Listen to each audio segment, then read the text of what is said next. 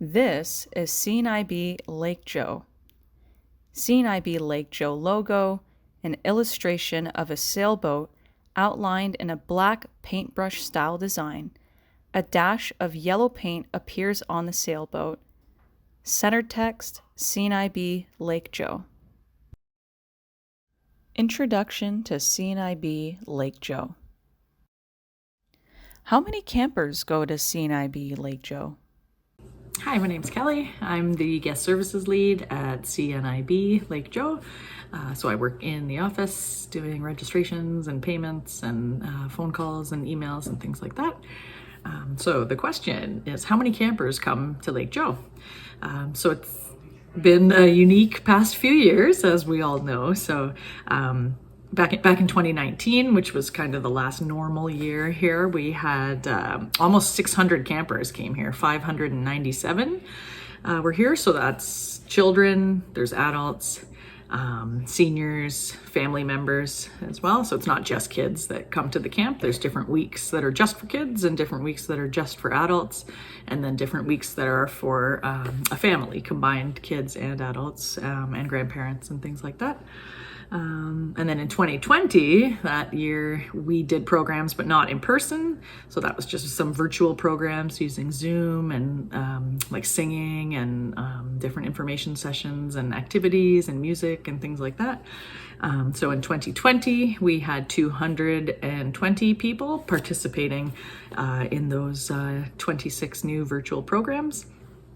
And this past year, or the current year we're in now, 2021, we had some virtual programs online, and some families were able to attend our holiday weeks in the summer.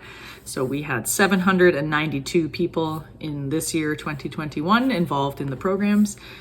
694 were just virtual or online, and then we had 98 people here in person in the summer of 2021.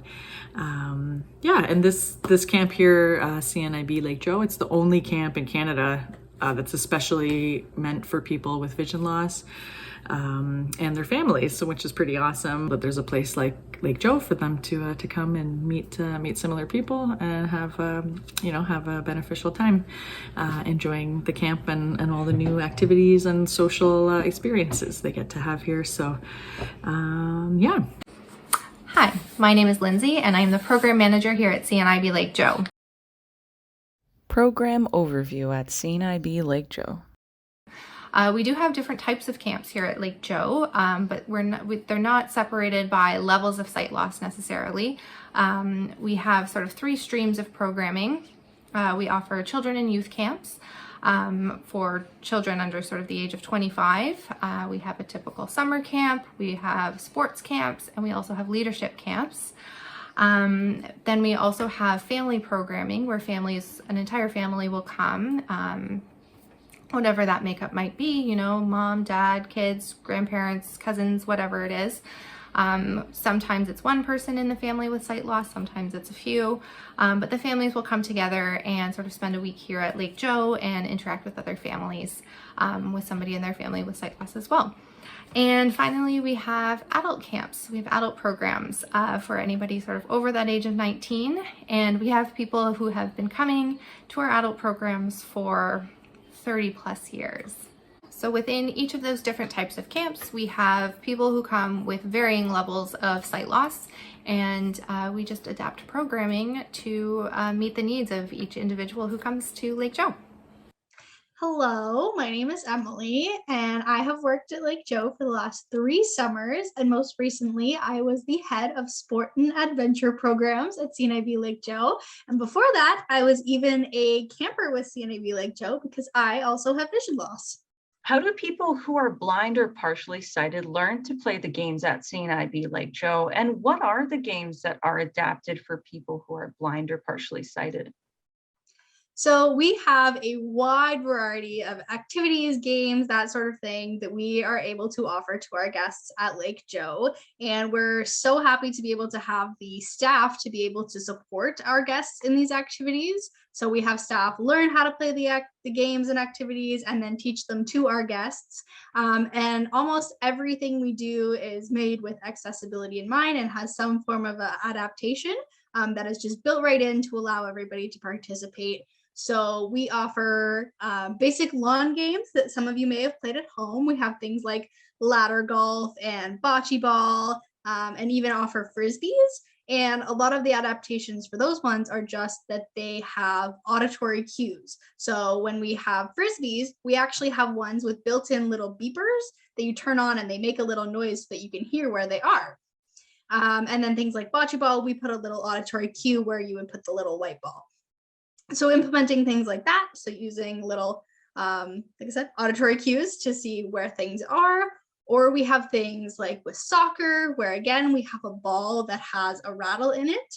And when a lot of people play what's called blind soccer or five-a-side soccer, they have like very distinct lines on the course or field for anybody who can see. And like I said, the ball has a rattle and people use a lot of communication. So they're like constantly talking to each other to know where they are and so they don't bump into each other.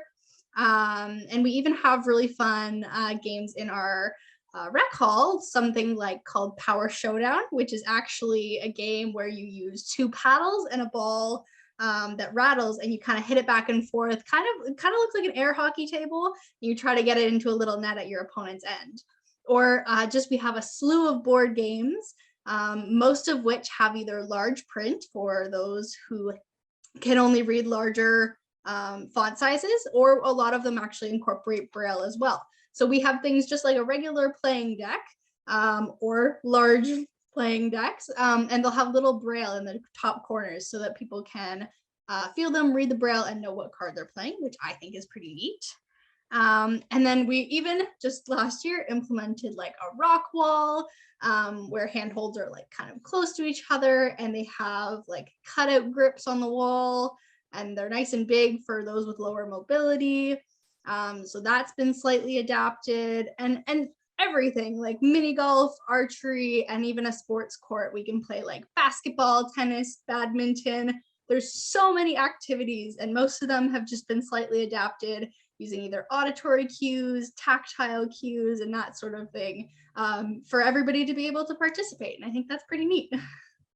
Lake Joe has been absolutely magical for me. It's honestly a place where anything can happen. Like I said, we have so many activities that allow people who are blind or partially sighted to be able to try them in a safe capacity. I loved going there as a camper, and I love being able to be a staff member with them and being able to facilitate these experiences for other people.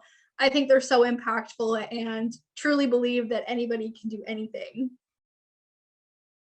Introduction to adapted board games at CNIB Lake Joe. Hi, it's Lindsay again, and I'm coming to you right now from the rec hall.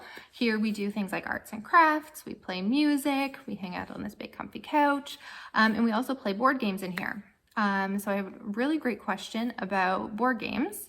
So here goes, my next question. How would a camper play a game like Monopoly? I think that's a really great question. I love board games, and there are lots of different ways that we can adapt them if they're not already adapted, so that everyone can play. In the past, as a staff team, we love to get together and play board games, and sometimes what we'll do is we'll pair up into teams of 2 and pair a staff member with sight loss with a staff member who is sighted, and they sort of team up together and play the game. Sometimes we do things, we have sort of a large print code names that makes it a little bit easier for people with low vision. And there are games that are actually already adapted and already accessible for people with sight loss. So we actually have a game of Monopoly that has been adapted that I'm going to show you.